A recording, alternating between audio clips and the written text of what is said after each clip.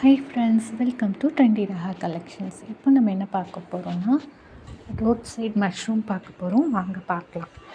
இது என்னோடய favourite dish, ரொம்ப டேஸ்டியாக இருக்கும்.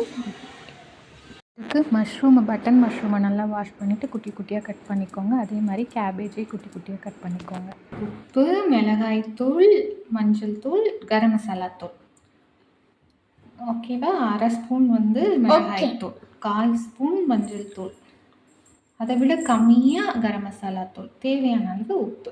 ஓகே, இது எல்லாத்தையும் நம்ம இப்போது இதில் ஆட் பண்ணிக்கலாம். நான் பண்ணுறேன், காரமாக இருக்கும்.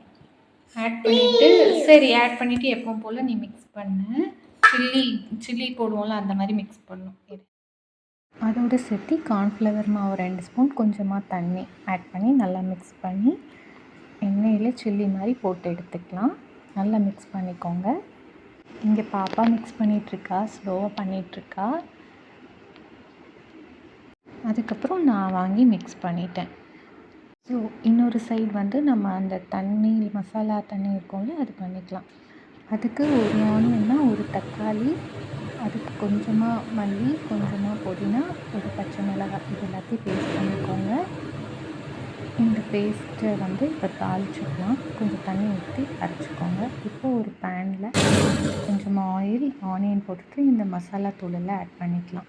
1 ஸ்பூன் மஞ்சள் தூள், 1/2 ஸ்பூன் மிளகாய்த்தூள், மிளகுத்தூள், இது எல்லாத்தையும் ஆட் பண்ணிக்கலாம். இப்போது அரைச்ச விழுதை அந்த கடாயில் சேர்த்திட்டு நல்லா கொதிக்க வைக்கலாம்.